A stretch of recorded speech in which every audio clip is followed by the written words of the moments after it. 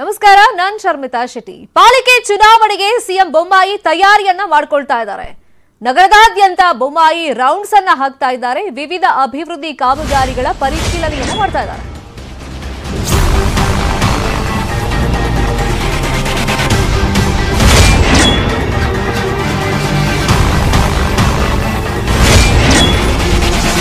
BBMP ಚುನಾವಣೆ ಹಿನ್ನೆಲೆಯಲ್ಲಿ ವಿವಿಧ ಅಭಿವೃದ್ಧಿ ಕಾಮಗಾರಿಗಳ ಪರಿಶೀಲನೆ ಸಿಟಿ ರೌಂಡ್ಸ್ ನಲ್ಲಿ ಸಿಎಂ ಬ್ಯುಸಿ ಆಗಿಬಿಟ್ಟಿದ್ದಾರೆ.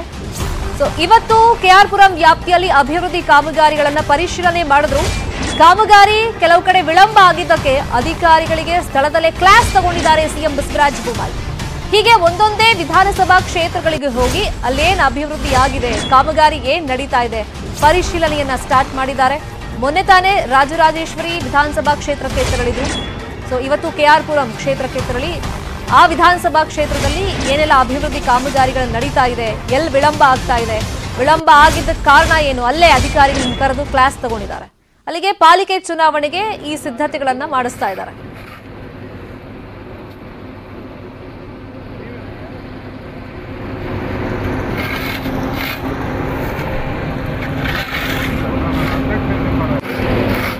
ನಗರದಾದ್ಯಂತ ಸಿಎಂ ಬಸವರಾಜ ಬೊಮ್ಮಾಯಿ ಇವತ್ತು ರೌಂಡ್ಸ್ ಅನ್ನ ಹಾಕಿದ್ದಾರೆ. ನೋಡಿ, ಬಹುಶಃ ಗಮನಿಸಿರ್ಬೋದು ಬೆಂಗಳೂರಿನ ನಿವಾಸಿಗಳು. ಸೊ ಅಲ್ಲಲ್ಲಿ ರಸ್ತೆ ಕೆಲಸ ಎಲ್ಲ ಇಮ್ಮಿಡಿಯೇಟ್ ಆಗಿ ಆಗ್ಬಿಡುತ್ತೆ. ಸೊ ಇದೇ ಉದಾಹರಣೆ ಇಟ್ಕೊಂಡು ನೋಡಿ ನಾವು ಅಭಿವೃದ್ಧಿ ಮಾಡಿದೀವಿ ಅಂತ ಹೇಳಿ ವೋಟ್ ಕೇಳಕ್ ಬರ್ತಾರೆ. ಮತ್ತೆ ಪ್ರತಿ ವಿಧಾನಸಭಾ ಕ್ಷೇತ್ರಗಳಿಗೂ ಸಿಎಂఏ ಖುದ್ದಾಗಿ ವಿಸಿಟ್ ಮಾಡಿ ರೌಂಡ್ಸ್ ಅನ್ನ ಹಾಕಿ ಪಾಲಿಕೆ ಚುನಾವಣೆಗೆ ಅಭಿವೃದ್ಧಿ ಕಾಮಗಾರಿಗಳು ನಮ್ಮ ಸರ್ಕಾರದಿಂದ ಆಗಿದೆ ಅಂತ ತೋರಿಸ್ಬೇಕಲ್ಲ, ಅಲ್ಲೇ ಅಧಿಕಾರಿಗಳನ್ನು ಕರೆಯೋದು, ಕ್ಲಾಸ್ ತಗೊಳ್ಳೋದು. ಚುನಾವಣೆ ಇಲ್ಲ ಅಂದ್ರೆ ಬಹುಶಃ ಇದು ಯಾವುದವ್ರಿಗೆ ನೆನಪಿಗೂ ಬರಲ್ಲ. ಚುನಾವಣೆ ಹತ್ರ ಬರ್ತಿದ್ದಂಗೆ ಜನರಿಗೆ ಏನು ಬೇಕು, ಮೂಲಭೂತ ಸೌಲಭ್ಯಗಳು ಅಂತ ನಾವೇನು ಕನ್ಸಿಡರ್ ಮಾಡ್ತೀವಿ, ಸೊ ಅದನ್ನೆಲ್ಲ ಇವಾಗ ಕೊಡೋ ಪ್ರಯತ್ನಗಳು, ನಾವು ಅಭಿವೃದ್ಧಿ ಮಾಡಿದೀವಿ ಅಂತ ತೋರಿಸೋ ಪ್ರಯತ್ನಗಳು ಆಗ್ತಾ ಇದೆ. ಬಟ್ ಕಾಮಗಾರಿ ವಿಳಂಬ ಎಲ್ಲೆಲ್ಲ ಆಗಿದೆ. ಸೊ ಇವತ್ತು ಕೆಆರ್ಪುರಂ ವಿಧಾನಸಭಾ ಕ್ಷೇತ್ರದಲ್ಲಿ ಅವ್ರು ವಿಸಿಟ್ ಮಾಡಿದಾಗ ಅಧಿಕಾರಿಗಳನ್ನು ಕರೆದು ಅಲ್ಲೇ ತರಾಟೆಗೆ ತಗೊಂಡಿದ್ದಾರೆ. ಏನಕ್ಕೆ ಡಿಲೇ ಮಾಡ್ತಾ ಇದ್ದೀರಾ, ಬೇಗ ಮುಗಿಸಿ ಅಂತ. ಅಲ್ಲಿಗೆ ಸರ್ಕಾರದ ಕಾನ್ಸಂಟ್ರೇಷನ್ ಸದ್ಯಕ್ಕೀಗ ಬಿಬಿಎಂಪಿ ಚುನಾವಣೆ ಮೇಲಿದೆ. ಹಾಗಾಗಿ ಬೆಂಗಳೂರಿನ ಅಭಿವೃದ್ಧಿ ಬಗ್ಗೆ ಸಿಎಂ ಈಗ ತಲೆ ಕೆಡಿಸಿಕೊಂಡಿದ್ದಾರೆ.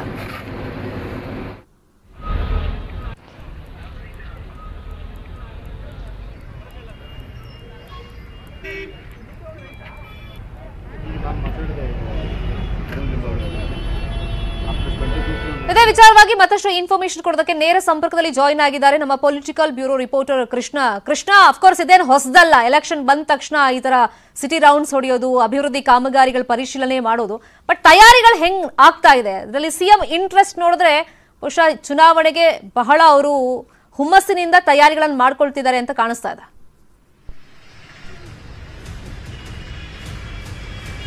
ಖಂಡಿತವಾಗ್ಲೂ ಶರ್ಮಿತಾ, ಈಗಾಗಲೇ ಬಿಜೆಪಿ ನಾಯಕರು ಬಿಬಿಎಂಪಿ ಚುನಾವಣೆಗೆ ಎಲ್ಲ ರೀತಿಯಿಂದ ಸಿದ್ಧತೆಯನ್ನು ಮಾಡ್ಕೊಳ್ತಾ ಇದ್ದಾರೆ. ಆದ್ರೆ ಮುಖ್ಯವಾಗಿ ಎಲ್ಲ ಒಂದ್ ಕಡೆ ಬಿಜೆಪಿ ಸರ್ಕಾರಕ್ಕೆ ಬಹುಮುಖವಾಗಿ ಚುನಾವಣೆ ಗೆಲ್ಲುವಂತ ನಿಟ್ಟಿನಲ್ಲಿ ಸರ್ಕಾರದ ಕಾಮಗಾರಿಗಳು, ಯೋಜನೆಗಳು ಬಹುಮುಖ್ಯವಾಗುತ್ತೆ. ಅದಕ್ಕೋಸ್ಕರವಾಗಿಯೇ ನಗರಾಭಿವೃದ್ಧಿ ಸಚಿವರು ಕೂಡ ಮುಖ್ಯಮಂತ್ರಿಗಳಾಗಿದ್ದಾರೆ.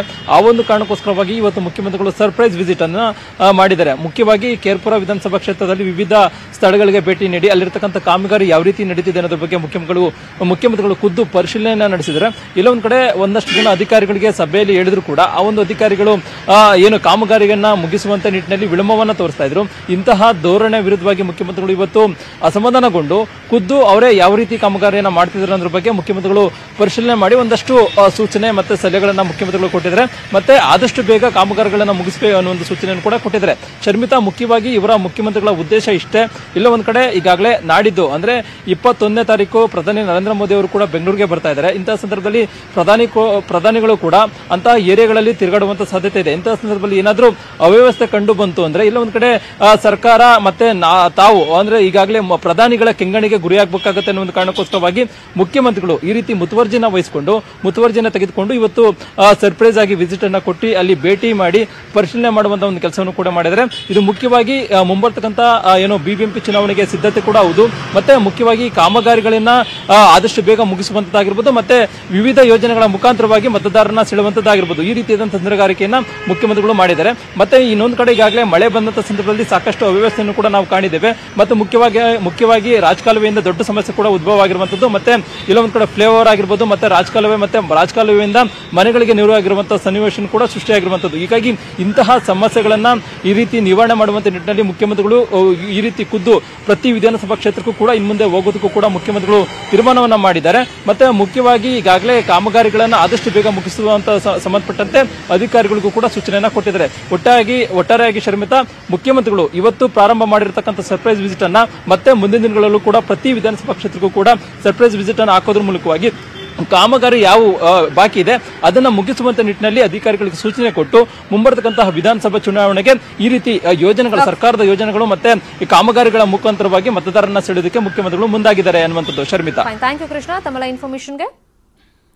ಇನ್ನು ಬಿಬಿಎಂಪಿ ಚುನಾವಣೆಗೆ ಬಿಜೆಪಿ ಉಸ್ತುವಾರಿ ಯಾರಾಗ್ತಾರೆ? ಮೂವರ ನಡುವೆ ಈ ಬಗ್ಗೆ ಫೈಟ್ ಇದೆ. ಚುನಾವಣೆಗೆ ಅಲ್ಲಿಗೆ ಟಾರ್ಗೆಟ್. ಇಮೇಜ್ ಬಿಲ್ಡ್ ಮಾಡ್ಕೊಳ್ಳೋದಕ್ಕೆ ಮೂವರ ಮಧ್ಯದಲ್ಲಿ ಫೈಟ್ ನಡೀತಾ ಇದೆ.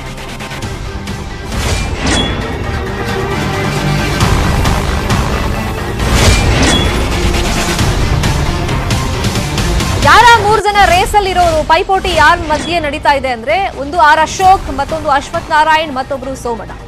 ಈ ಮೂರು ಜನರ ಮಧ್ಯದಲ್ಲಿ ಯಾರಿಗೆ ಪಾಲಿಕೆ ಚುನಾವಣೆಯ ಉಸ್ತುವಾರಿ ಸಿಗುತ್ತೆ ಆ ಪೈಪೋಟಿ ನಡೀತಾ ಇದೆ. ಪೈಪೋಟಿ ಇದ್ರೂ ಉಸ್ತುವಾರಿ ವಹಿಸುವುದಕ್ಕೆ ಎಲ್ರಿಗೂ ಮನಸ್ಸಿಲ್ಲ. ಯಾಕಂದ್ರೆ ಗೆಲ್ಲಿಸ್ಕೊಂಡು ಬರೋದು ಕಷ್ಟ, ಗೆಲ್ಲಿಸ್ಕೊಂಡು ಬಂದ್ರೆ ಓಕೆ, ಸೋತ್ರೆ ಕಷ್ಟ ಅನ್ನೋದು ನಾಯಕರ ಲೆಕ್ಕಾಚಾರ.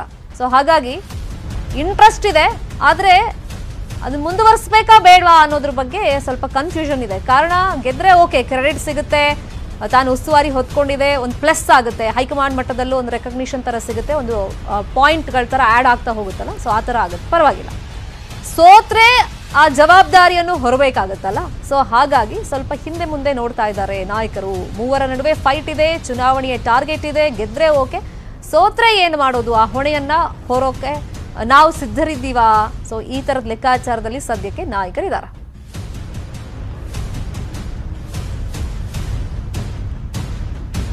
ಹಂಗ ನೋಡೋಕೋದ್ರೆ ಯೂಶುವಲಿ ಅಂದ್ರೆ ಯಡಿಯೂರಪ್ಪನವರು ಮುಖ್ಯಮಂತ್ರಿ ಆಗಿದ್ದಾಗ ಅದಕ್ಕೂ ಮುಂಚೆನೂ ಆರ್ ಅಶೋಕ್ ಅವ್ರಿಗೇನೆ ಈ ಉಸ್ತುವಾರಿ ಅಂದ್ರೆ ಹೊಣೆಗಾರಿಕೆಯನ್ನ ಕೊಡ್ತಾ ಇದ್ದಿದ್ದು. ಈಗ ಯಾರಿಗೆ ಉಸ್ತುವಾರಿ ಕೊಟ್ಟರು ಕೂಡ ಒಂಥರ ಅನಗತ್ಯ ಕಿರಿಕಿರಿ ಇದ್ದಿದ್ದೆ.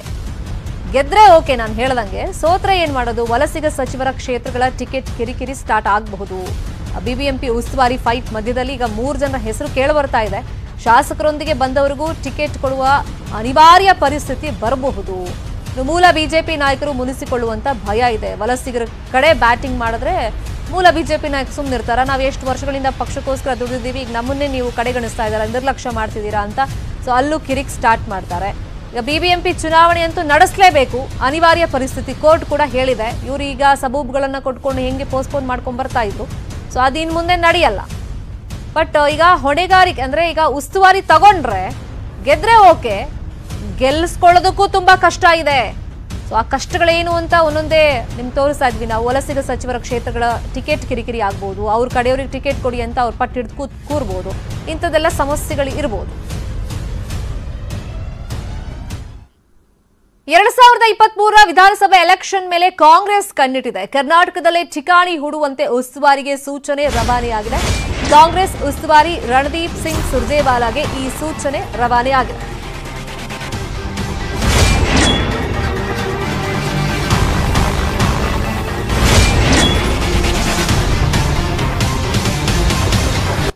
ಕಾಂಗ್ರೆಸ್ ಅಧಿಕಾರಕ್ಕೆ ಇರೋದಕ್ಕೆ ಉತ್ತಮ ವಾತಾವರಣ ಇರೋದು ಕರ್ನಾಟಕದಲ್ಲಿ, ಒಂದು ಹೋಪ್ ಇರೋದೇ ಕರ್ನಾಟಕದ ಮೇಲೆ ಕಾಂಗ್ರೆಸ್ ಅವರಿಗೆ. ಸೊ ಹಾಗಾಗಿ ಕರ್ನಾಟಕದ ಮೇಲೆ ಸೋನಿಯಾ ರಾಹುಲ್ ಕಣ್ಣಿಟ್ಟಿದ್ದಾರೆ. ಪಕ್ಷವನ್ನ ಹೆಂಗಾದ್ರೂ ಮಾಡಿ ಮುಂಬರುವಂತ ಎಲೆಕ್ಷನ್ ಅಲ್ಲಿ, ಸಾರ್ವತ್ರಿಕ ಚುನಾವಣೆಯಲ್ಲಿ ಅಧಿಕಾರಕ್ಕೆ ತರಲೇಬೇಕು ಅಂತ ಹೇಳಿ ಸುರ್ಜೇವಾಲಾಗೆ ಸೂಚನೆಯನ್ನ ಕೊಟ್ಟಿದ್ದಾರಂತೆ. ಸೊ ಹಾಗಾಗಿ ಸುರ್ಜೇವಾಲಾಗೆ ಏನ್ ಫಸ್ಟ್ ಟಾಸ್ಕ್ ಕೊಟ್ಟಿದ್ದಾರೆ ಅಂದ್ರೆ, ಈಗ ನೀವೇ ರಾಜ್ಯ ಉಸ್ತುವಾರಿ ಆಗಿರೋದ್ರಿಂದ ನೀವು ದೆಹಲಿ ಬಿಟ್ಬಿಡಿ. ಈಗ ಸದ್ಯಕ್ಕೆ ನೆಕ್ಸ್ಟ್ ಟಾರ್ಗೆಟ್ ಇರೋದು ನಮ್ಮ ಕರ್ನಾಟಕ, ಅಲ್ಲಿ ಎಲೆಕ್ಷನ್ ಗೆಲ್ಲಬೇಕು. ಹಾಗಾಗಿ ಬೆಂಗಳೂರಲ್ಲೇ ಸದ್ಯಕ್ಕೆ ನೀವು ವಾಸ ಮಾಡಿ, ಅಲ್ಲೇ ಮನೆ ಮಾಡ್ಕೊಂಡಿರಿ ಅಂತ ಸೂಚನೆ ಕೊಟ್ಟಿದ್ದಾರಂತೆ. ಬೆಂಗಳೂರಲ್ಲಿ ವಾಸಕ್ಕೆ ಮನೆಯನ್ನ ಹುಡುಕ್ತಾ ಇದ್ದಾರೆ ಸುರ್ಜೇವಾಲಾ ಅಂತ ಗೊತ್ತಾಗಿದೆ. ಎಲೆಕ್ಷನ್ ಮುಗಿಯೋವರೆಗೂ ಕರ್ನಾಟಕದಲ್ಲೇ ಠಿಕಾಣಿ ಹೂಡಬೇಕು ಅಂತ ಹೈಕಮಾಂಡ್ ನಾಯಕರಿಂದಲೇ ಅವರಿಗೆ ಒಂದು ಸೂಚನೆ ಬಂದಿದೆ, ಆದೇಶ ಬಂದಿರೋದ್ರಿಂದ ಸದ್ಯಕ್ಕೆ ಅವರು ಈ ರಾಜ್ಯದಲ್ಲಿ ಏನ್ ನಡೀತಾ ಇದೆ ಬಣ ರಾಜಕೀಯ ಕಾಂಗ್ರೆಸ್ ಅಲ್ಲಿ ಅಥವಾ ಶೀತಲ ಸಮರ ಪ್ರಮುಖ ನಾಯಕರ ಮಧ್ಯದಲ್ಲಿ ಇನ್ನು ಪಕ್ಷ ಸಂಘಟನೆ ಕಾರ್ಯಕ್ರಮವನ್ನ ಇನ್ನಷ್ಟು ಜಾಸ್ತಿ ಮಾಡ್ಕೊಳ್ಳೋದು, ಆ ನಿಟ್ಟಿನಲ್ಲಿ ಕಾರ್ಯಕ್ರಮಗಳನ್ನ ಹಮ್ಮಿಕೊಳ್ಳೋದು, ಬಿಜೆಪಿಗೆ ವಲಸೆ ಹೋಗೋದಕ್ಕೆ ಸಾಕಷ್ಟು ಜನ ತಯಾರಿದ್ದಾರೆ ಈಗ. ಸೊ ಅದನ್ನ ತಡೆಯೋ ನಿಟ್ಟಿನಲ್ಲಿ ಕ್ರಮಗಳನ್ನ ಕೈಗೊಳ್ಬೇಕಲ್ಲ. ಜೊತೆಗೆ ರಾಜ್ಯದಲ್ಲಿ ಪಕ್ಷದ ಇಮೇಜ್ ಅನ್ನ ಜಾಸ್ತಿ ಮಾಡಬೇಕು ಎಲೆಕ್ಷನ್ ಹತ್ತತ್ರ ಬಂದಂಗೆ. ಸೊ ಹಾಗಾಗಿ ಬೆಂಗಳೂರಲ್ಲೇ ಸದ್ಯಕ್ಕೆ ಮನೆ ಹುಡುಕ್ತಿದ್ದಾರೆ ಅಂತ ಇನ್ಫಾರ್ಮೇಶನ್ ಸಿಕ್ಕಿದೆ.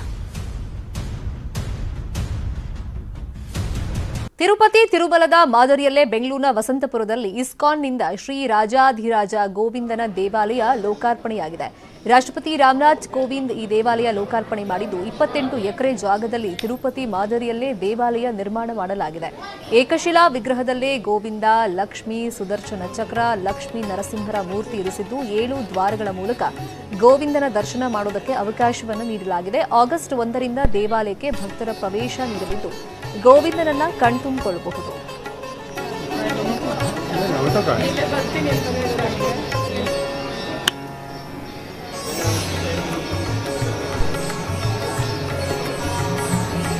ಇನ್ನು ಈ ದೇವಾಲಯದ ಕುರಿತಂತೆ ನಮ್ಮ ರಿಪೋರ್ಟರ್ ಹಂಸ ಶ್ಯಾಮಲ ಪ್ರತ್ಯಕ್ಷ ವರದಿ ಕೊಟ್ಟಿದ್ದಾರೆ, ನೋಡೋಣ. ಇಸ್ಕಾನ್ನಿಂದ ಶ್ರೀ ರಾಜಾದಿರಾಜ ಗೋವಿಂದನ ದೇವಾಲಯವನ್ನ ಇವತ್ತು ಲೋಕಾರ್ಪಣೆ ಮಾಡಲಾಗಿದೆ. ಸದ್ಯಕ್ಕೆ ನಾನೀಗ ಈ ದೇವಾಲಯದಲ್ಲೇ ಇರುವಂತಹ 2ನೇ ದ್ವಾರದಲ್ಲಿದ್ದೀನಿ. ಇಲ್ಲಿ ನೀವು ನೋಡ್ತಿರಬಹುದು, ನಾವು ಮೊದಲನೇ ದ್ವಾರವನ್ನ ದಾಟಿ 2ನೇ ದ್ವಾರವನ್ನ ಬಂದ್ರೆ ಇಲ್ಲಿ ನಿಮಗೆ ಚಿನ್ನದಲ್ಲಿ ಮಾಡಿರುವಂತಹ ಒಂದು ಧ್ವಜ ಸ್ತಂಭ ಕಾಣಿಸುತ್ತೆ. ಇದು ನಿಜಕ್ಕೂ ಬರುವಂತಹ ಭಕ್ತಾದಿಗಳನ್ನ ಇಲ್ಲಿ ಒಂದು ಆಕರ್ಷಣೆಯನ್ನ ಮಾಡುತ್ತೆ. ಇಲ್ಲಿಂದ ಒಂದು ಒಳಗಡೆ ಹೋಗೋದಕ್ಕೆ ಒಂದು ದಾರಿಯನ್ನ ಮಾಡಿಕೊಟ್ಟಿದ್ದಾರೆ. ಸುಮಾರು 3ರಿಂದ 4 ಅಡಿಯಷ್ಟು ಎತ್ತರವಿರುವಂತಹ ಈ ಚಿನ್ನದ ಧ್ವಜಕ್ಕೆ ಅನೇಕ ದೇವರುಗಳ ಒಂದು ಮೂರ್ತಿಗಳನ್ನು ಕೂಡ ಇಲ್ಲಿ ಇರಿಸಲಾಗಿದೆ.